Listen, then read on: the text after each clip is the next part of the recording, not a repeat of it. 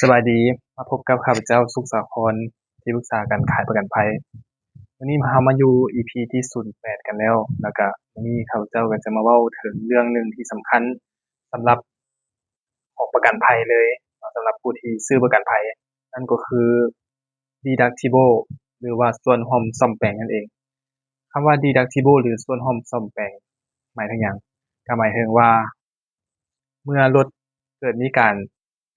ตามกันเกิดขึ้นเกิดอุบัติเหตุเกิดขึ้นแล้วก็เกิดมีความเสียหายผู้ที่ซื้อประกันจะมีส่วนร่วมในการใช้จ่ายอันนี้จะน้อยหรือหลายก็แล้วแต่ทางเงื่อนไขที่บริษัทวางออกที่บริษัทแจ้งในเบื้องต้นเชื่อว่าเพื่อนๆเนาะหรือว่าผู้ที่ใช้ประกันภัยใหม่หรือว่าผู้ที่ใช้ประกันภัยมาแล้วนะน่าจะยังบ่รู้เรื่องนี้เทื่อบางคนคิดว่าซื้อประกันไปแล้วเนี่ยก็เวลาเกิดเหตุเนี่ยก็คือสิบ่ได้จ่ายหยังแต่ว่ามันมีเนาะมันมีข้อนี้มันมีคำว่า deductible ข้อนี้เข้ามาแต่มื้อนี้เขาเจ้าก็จะมาเว้าสู่ฟังว่ามันมีได้จังได๋เนาะสำหรับ deductible หรือว่าส่วนร่วมซ่อมแปลงนี่มันก็มีแล้วแต่บริษัทเนาะแล้วแต่บริษัทที่จะสร้างขึ้นสร้างแพ็กเกจใดหนึ่งขึ้นมาแล้วทางบริษัทก็เพิ่มเงื่อนไขตัวนี้เข้าไปเงื่อนไขของ deductible อ่าเรื่องจำนวนเงินก็แล้วแต่บริษัทจะบันทึกเข้าไปบางบริษัทก็700,000 800,000ล้านหนึ่งหรือว่าล้านห้ามันก็แล้วแต่แพ็กเกจแต่ในที่นี้ประเด็น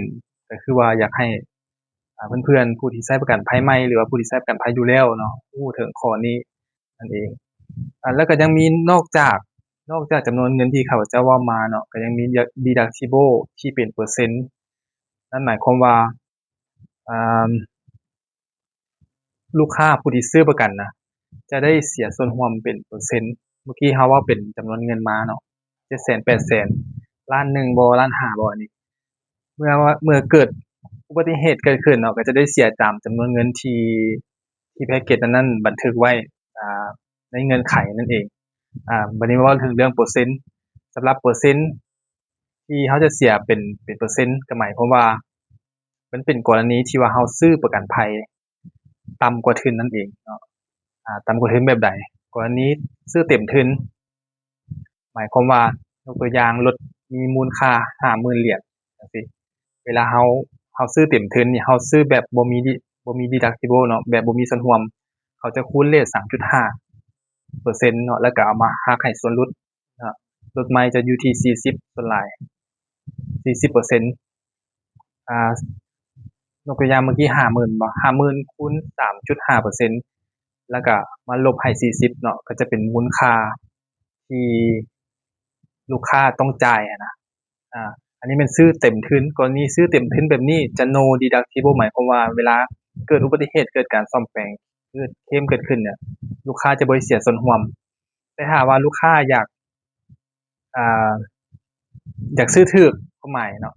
ยกตัวอย่างว่าเมื่อกี้เฮายกตัวอย่าง 50,000 ไปลูกค้าอยากจ่ายถูกกว่าเก่าเนาะก็คือว่าซื้อเพียงแค่ครึ่งมูลค่า